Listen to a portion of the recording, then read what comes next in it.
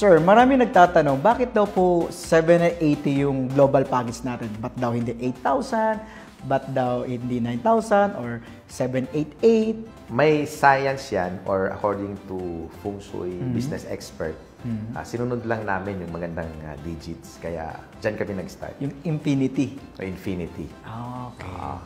Sir, anong pakiramdam na anytime pwede kang bumili ng Ferrari? Una, hindi ako impulsive buyer. Ngayon may Ferrari ako. Ngayon ko lang naging obvious kung ano yung mga goals ko before. 6 years ago, 7 years ago, nasa list ko yan ng mga goals ko. Pero kailangan paghirapan ko at pag na-accomplish ko yung goals na yun, yan yung reward. So kung makita mo may Ferrari ako, it's because yan yung reward. Reward. Anong may bibigay mong payo sa mga kumikita ng 7-figure a month? I suggest magsama-sama tayo. The fact na nandun ka sa top 5% ng taxpayer in our country, kukunti lang yan, yung community na yan. So kung hindi pa yan magtulong-tulong, magsama-sama, magbe-brainstorm kung ano yung next thing na gagawin, may mahuhulog. May lalaki ulo, magiging arrogante, merong mga hindi sila marunong lumingon sa pinanggalingan, so lalaki ulo. So para sa akin, since kukunti na nga lang, dapat sama-sama at laging nag-uusap. Ang sad story, or sabihin na natin na hindi madalas mangyari, is paano natin tanungin yan kila Ayala, Henry C., ano ang itsura nang nandyan sila, paano sila mag-usap. Of course, hindi sila nagkikita at mag-meeting man lang. Hindi gaya natin, ang dami natin chance na magsama-sama and everyday magkita-kita. Kasi pag hindi mo ginawa yun, madaling mawala doon, madaling mawala ka or mag-backslide. So, in short, for you to become super successful, need the cooperation. Not only the cooperation, pero kailangan lagi magkakasama because yung influence ng mga taong nandun din, mas malakas. So, laging dapat nag-uusap. Sir, sa mga magsisimula sa AIM, anong advice mo? 3 heads or 7 heads? Well, over the 9 years, obviously, Roy, ang the best is 7 heads. 7 heads. Okay. Para ka nagtayo ng 7 franchises na iisa lang yung sistema. So, very effective yung 7. Based sa experience natin. Over the last 9 years, mas successful yung 7 accounts. Saka yung mga top distributor natin, sir, lahat yun naka 7 heads. Laging naka 7 heads yan. Lalo na, I name a few, Mr. Joseph Lim, Maylin, Carlo, ikaw. So, obviously, maganda 7 heads. 7 heads. Sa nagsisimula ulit, do you think 5 times attend ng NDO is enough? For me, hindi eh. Yeah. Success is a process. So, learning is also a process. So, kung matututunan mo yung negosyo ng mas mabilis, mas maganda. Now, NDO is like, sabihin na natin ito yung motivation mo. Na every time nagda-die down yung motivation mo, attend ka ng NDO. So, kahit ako, ma-attend ako ng mga ganyang training para yung motivation ko laging nasa tip-top shape. So, walang ibang magte-take care ng motivation mo, kundi ikaw lang. So, I think 5 times na NDO, hindi enough. So, pag nakikita mo nag-slide ka, backslide ka, 10 ka lang. So, NDO. pwedeng habang nandiyan ka sa business na yan, dapat lagi ka nag-attend ng mga basic training na tinatawag. Exactly. Okay. Sir, sa culture natin, kasi marami nagtatanong, ano daw yung science nung handshake, saka pa-picture sa mga top earner? Ganito na lang, Roy. What if nakita mo si world champ, Manny Pacquiao, sa isang elevator, kayong dalawa lang, ano gagawin mo? Di ba makipag-handshake ka, magpapapicture ka? Why? Simple lang. Yung science doon, you get the positive energy. Okay. You get the positive energy, definitely. Mahawa ka talaga. Mahahawa ka. May inspire ka over the next 2 years, 3 years, or probably for the next lifetime. Dahil you had a chance na mag-meet yung isang kakaisa-isang world class. So, sa every time pala makakita ka ng mga top earner, successful na tao, or kailangan handshake, or lalo na sa AIM Global, kultura natin yun eh. So, after the seminar, after the OPP, malapitan mo yung speaker, may pag-picture ka or selfie. So, wag na wag kang papayag na hindi sila makamayan. Exactly. Wag na wag kang papayag na hindi mo siya makamayan. Okay. Kailangan ba nating makipag-compete sa ibang company? Palagay ko hindi. Bakit, sir? Iisa lang yung mission to get away with the poverty line. Poverty. Yun ang talagang mission mo. So, dapat magkatulungan. Dapat magkatulungan, walang siraan, iisa lang yung industriya natin. Pagalingan na lang ng products. Dapat pangalawa, marketing plan. So, dapat masaya tayo pag umaangat sila. masaya lumalaki sila. Para lumalaki yung industriya ng masaya at kagiliw-giliw para we attract more participants. Yes. Yan. As a Chief Finance Officer, magkano yung pinakamalaki yung napermahan na cheque ng isang distributor? Secret, pero pinakamalaki was 7 million. 7 million. Hindi ko nababanggitin kung sino. 7 million. 7 million. Wow, sa isang tao. Sa isang tao lang. Grabe. A few years from now, magkano ang nakikita niyong income ng top 1 ng AIM Global? Sa bagong program na ilalabas at ilo-launch natin sa May 31, dodoble yung mga kinikita ng top earner ngayon. Dodoble. Dodoble. Kumikitang... Surprise yan. Kasi sa May 31 pa siya lalabas. Although sa inyo mga Directors Club, malalaman nyo na yan bukas.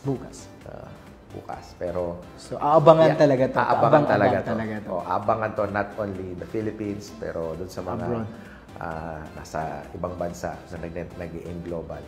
Yung program na ilo-launch natin, not only can double your unilevel step, pati yung binary level income. Kaya, so, gusto ko sir ulitin yung madodoble.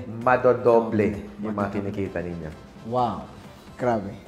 Sir, anong gustong-gusto mong ugali ni Dr. M, our president? We're so lucky kasi yung president natin is a visionary president. Yung nakikita natin ngayon, mga panahon na to, was planned 9 years ago. Ito yung nakikita niya. That's why we're big today. And kami naman ni John Aspirin, tsaka ako, supports him 100%. That's why we arrive what we are today. Kung ano yung mga original plans niya. How about John Aspirin? Anong masasabi mo kay John Aspirin?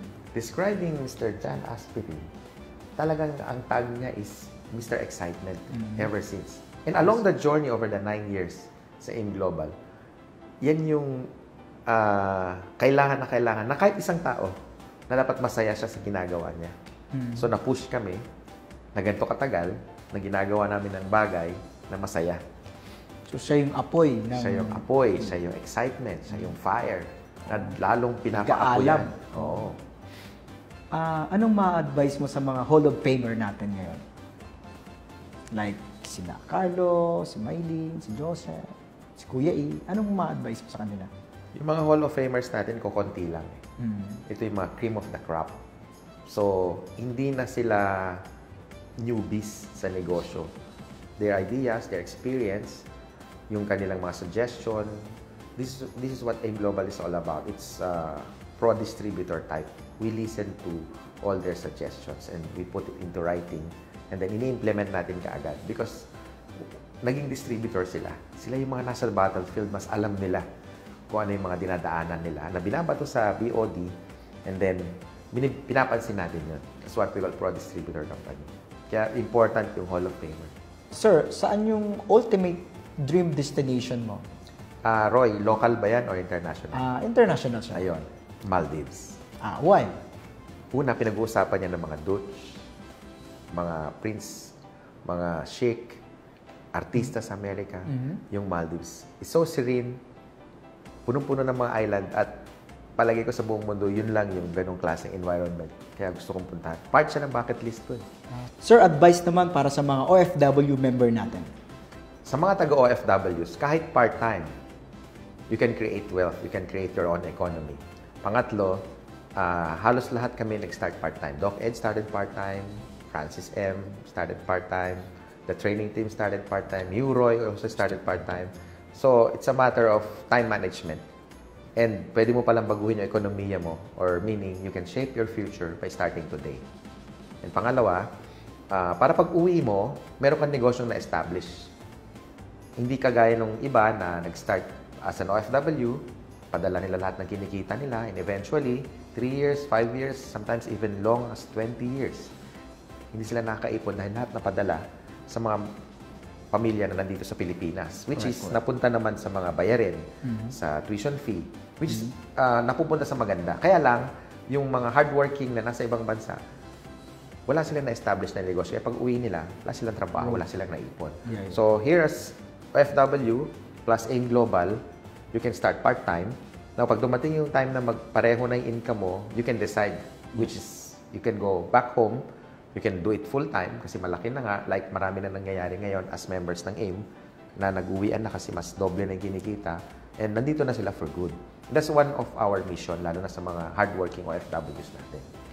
Gaano ka-importante ang good health sa success? Well, as I've said, it's hard to live with a high-performance life with a low-performance body. So, importante yung health when working on your success, especially financially. Kasi paano ka makalabas ng bahay kung may sakit ka? Paano ka makikipag-usap sa tao kung may problema ka sa health?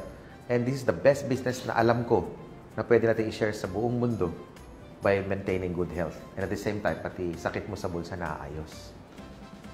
Sa kapamilya natin sa AIM, local and international, dahil 9 years na tayo ngayon, sir, anong message nyo? Una, Roy, papasalamat ako sa iyo sa mga questions mo sa interview. Sa mga kapamilya natin, una masabi ko congratulations. We've grown big. The products are all creating tremendous results. Many lives has been, changed. And I want you to become part ng family to spread the good news.